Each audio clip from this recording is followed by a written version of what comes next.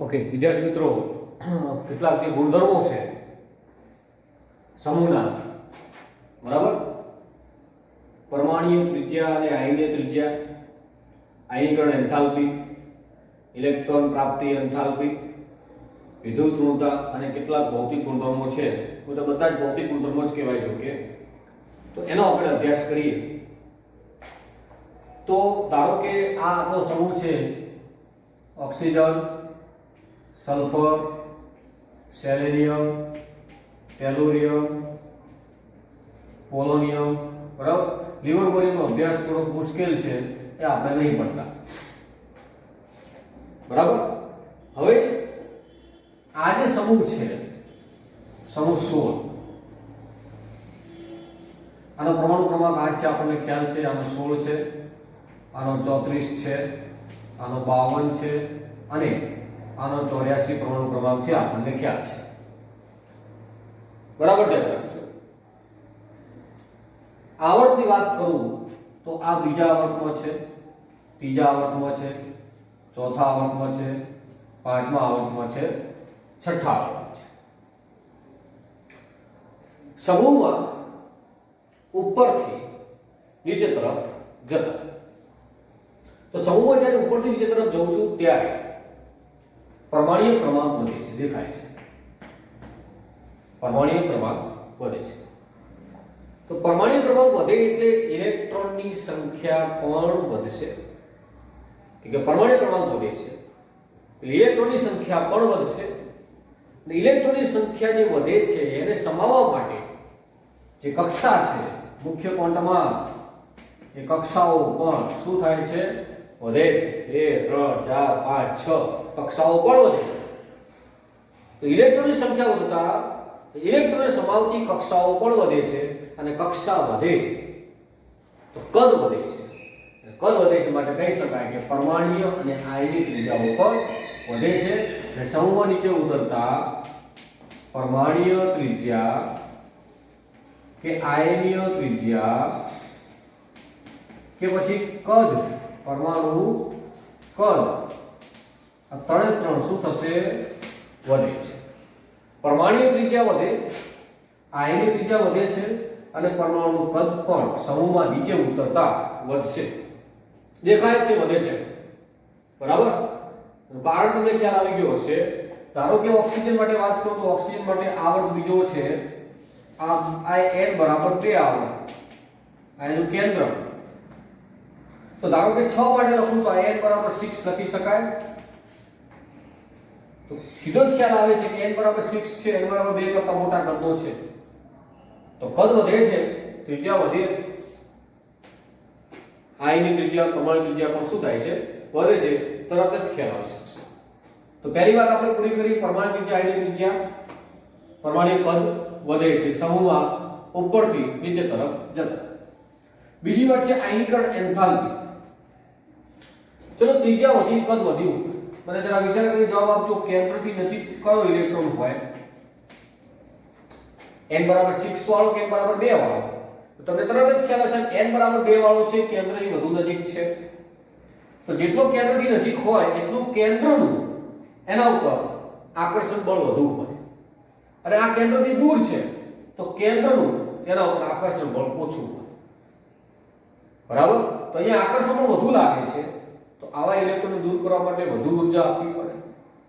તો પેલા ઇલેક્ટ્રોન દૂર કરવા માટે ઓછી ઉર્જા આપવી, કે આકર્ષણ ઓછું છે એનું, તો આવા ઇલેક્ટ્રોન દૂર કરવા માટે ઓછી ઉર્જા આપવી પડે છે.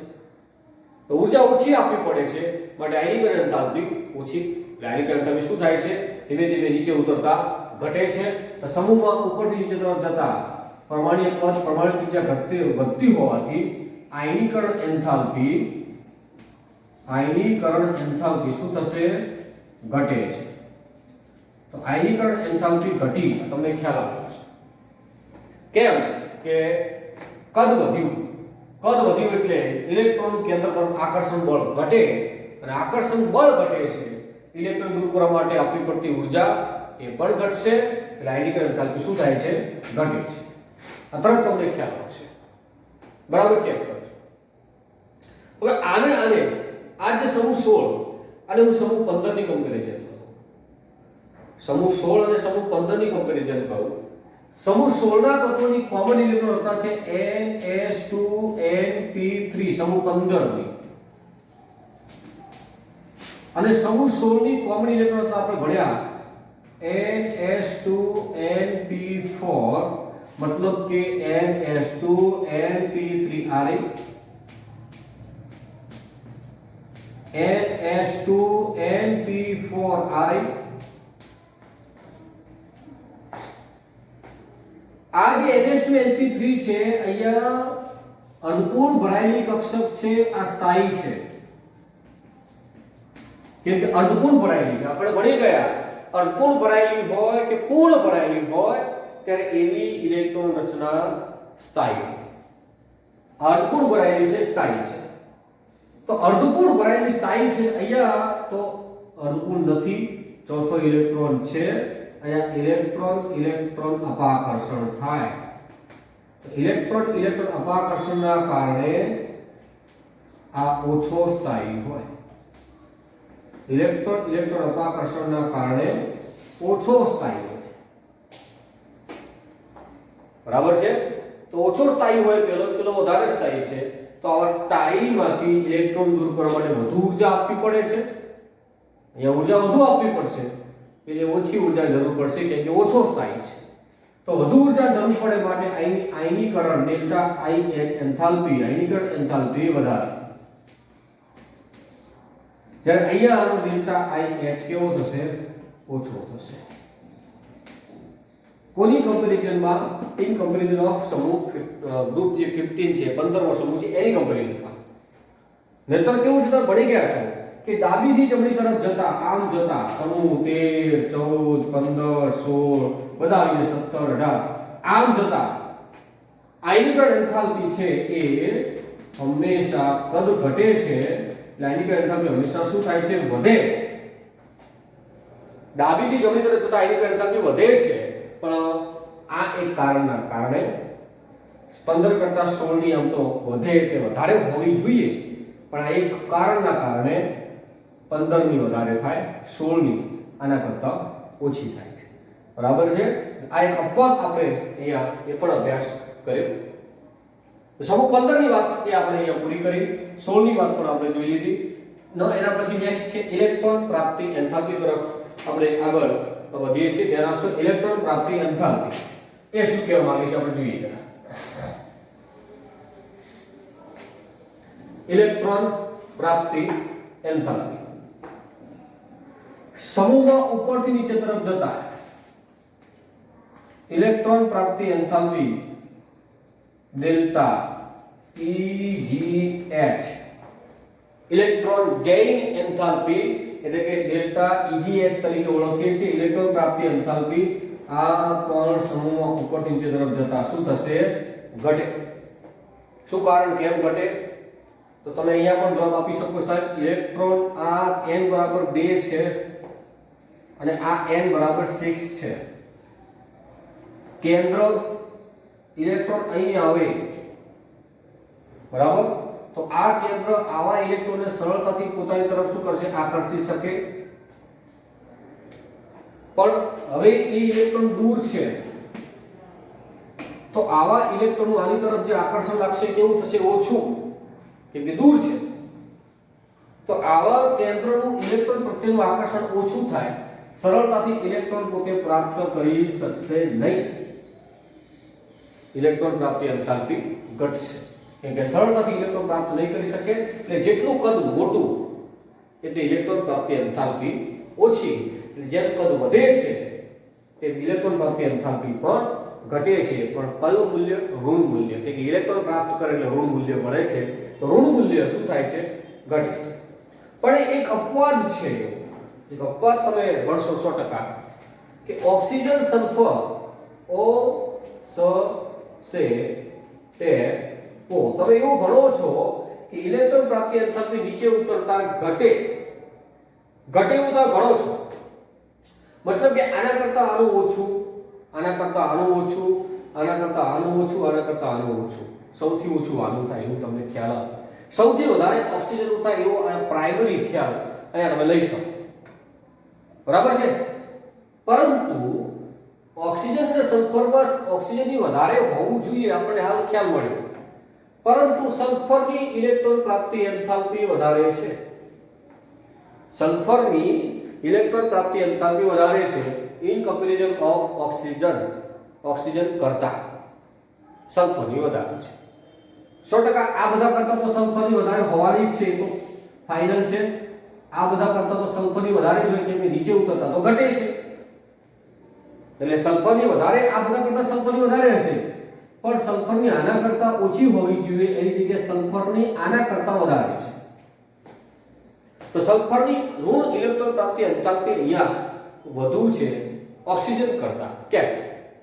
તો તમારે કારણ એવું આપવાનું કે અહીંયા સાહેબ જે n બરાબર 2 કક્ષક આવશે, અહીંયા n બરાબર 3 આવે છે. જોજો બરાબર, n બરાબર 2 આવશે આવર્ત, n બરાબર 3 આવર્ત આવે છે. તમે જોઈ લો, આ બીજો આવર્ત આવશે, આમાં ત્રીજો આવર્ત આવશે. બીજો આવર્ત આવે છે ઓક્સિજનની અંદર, એક તો આવર્ત બીજો આવે છે. આ ઉપરાંત ઓક્સિજનનું કદ નાનું છે, ખૂબ નાનું કદ છે. ઓક્સિજનનું કદ નાનું છે અને આવર્ત બીજો છે. બીજો આવર્ત હોવાથી, એક કદ નાનું હોવાથી ઓક્સિજનની અંદર ઇલેક્ટ્રોન અપાકર્ષણ વધુ થાય. ઓક્સિજનની અંદર ઇલેક્ટ્રોન અપાકર્ષણ વધુ થાય. ઇલેક્ટ્રોન અપાકર્ષે છે એટલે પ્રાપ્ત કરી શકતો નથી. ઇલેક્ટ્રોન અપાકર્ષે, ઇલેક્ટ્રોન સરળતાથી પ્રાપ્ત નહીં કરી શકે, માટે ઓક્સિજનની ઇલેક્ટ્રોન પ્રાપ્તિ એન્થાલ્પી ઓછી છે. અને આમાં કદ મોટું છે, ઇલેક્ટ્રોન સમાવી શકશે, એટલે ઇલેક્ટ્રોન પ્રાપ્તિ એન્થાલ્પી સલ્ફરની વધુ છે. બરાબર છે? તો આ ઇલેક્ટ્રોન પ્રાપ્તિ એન્થાલ્પીની વાત પણ આપણે પૂરી કરી. ત્યારબાદ છે વિદ્યુત ઋણતા, એની તરફ જોઉં છું. બરાબર ધ્યાન રાખજો, વિદ્યુત ઋણતા શું કહેવા માંગે છે. સમૂહમાં ઉપરથી નીચે તરફ જતા ઇલેક્ટ્રોનને પોતાની તરફ આકર્ષવાની ક્ષમતા એટલે કે વિદ્યુત ઋણતા. બંધના સહિયારા ઇલેક્ટ્રોનને પોતાની તરફ આકર્ષવાની ક્ષમતા એટલે કે વિદ્યુત ઋણતા શું થશે? ઘટે છે. વિદ્યુત ઋણતા પણ ઘટે છે. આ પણ ધ્યાન રાખજો કે ઇલેક્ટ્રોન પ્રાપ્તિ એન્થાલ્પી બળી જાય, એ જ તમે કહી શકો કે સમૂહ નીચે ઉતરતા ઇલેક્ટ્રોનને પોતાની તરફ આકર્ષવાની ક્ષમતા પણ ઘટે છે, એટલે વિદ્યુત ઋણતા ઘટે છે એવું તમે કહી શકો છો. એક બીજી વાત વિદ્યુત ઋણતા કેવી છે કે જેમ તમે વિદ્યુત ઋણતા જેમ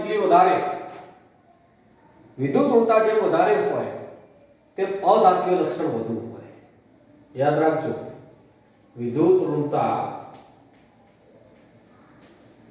વધુ હોય તો અધાત્વીય લક્ષણ વધુ હોય.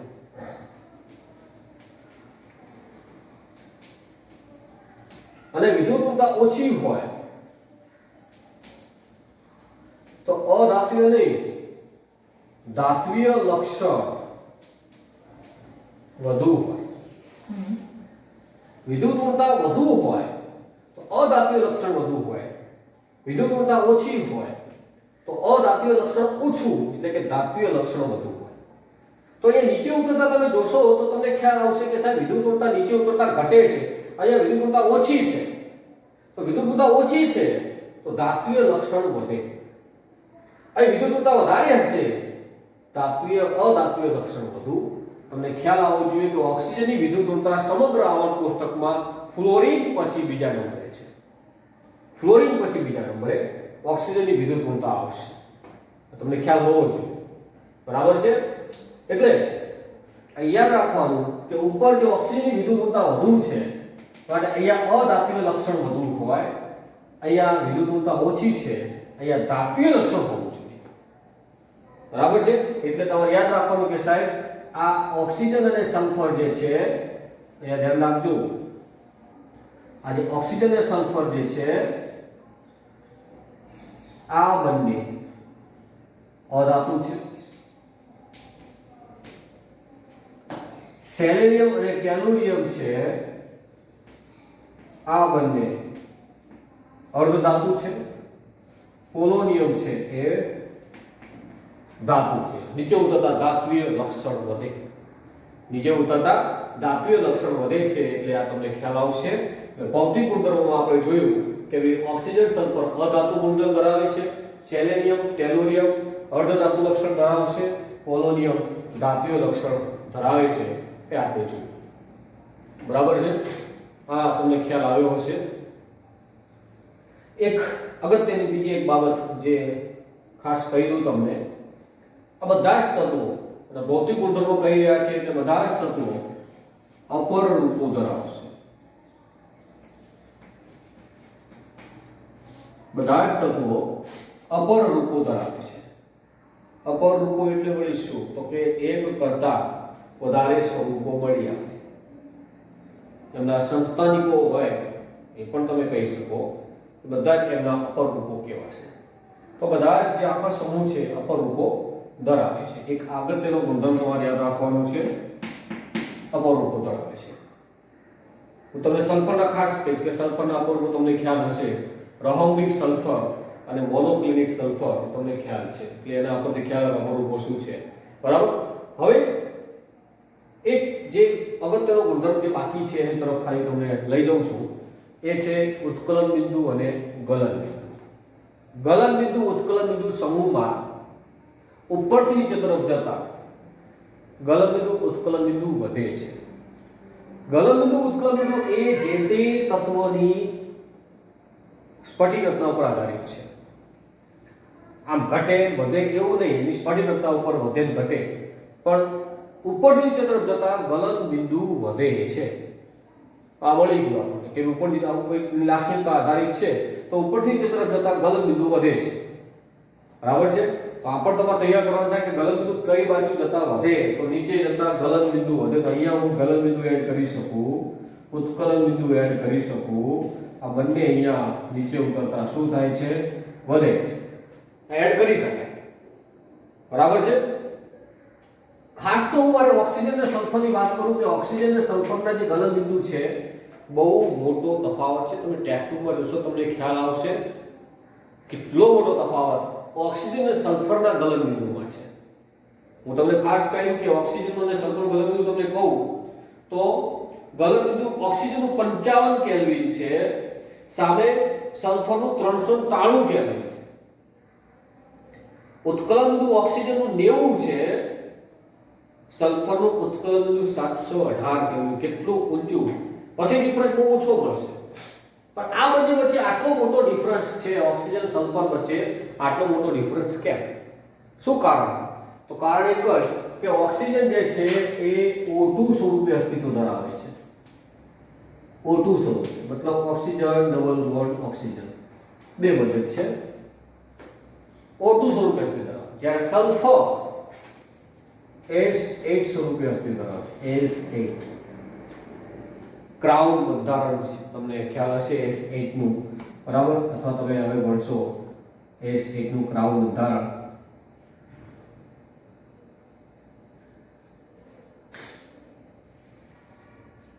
બરાબર. આ બધી જગ્યાએ તમે સલ્ફર વિચારી શકો. આ ક્રાઉન બંધારણ હોય છે સલ્ફર. S8 અણુ અંદર હોય છે. વિચારો કે કેટલી મજબૂતાઈથી જોડાયેલા હોય છે. તો મજબૂતાઈથી જોડાયેલા હોય એટલે બંધને તોડવા માટે તમારે વધુ તાકાત લગાવવી પડે, વધુ ઊર્જા આપવી પડે છે. ઉત્કલન બિંદુ ગલન બિંદુ વધે છે. બરાબર છે. તો આ આપણે ઉત્કલન બિંદુ ગલન બિંદુ પણ જોયું. બધા જ ભૌતિક ગુણધર્મો પણ આપણે જોયા. રાસાયણિક ગુણધર્મો તરફ આપણે જવાનું છે.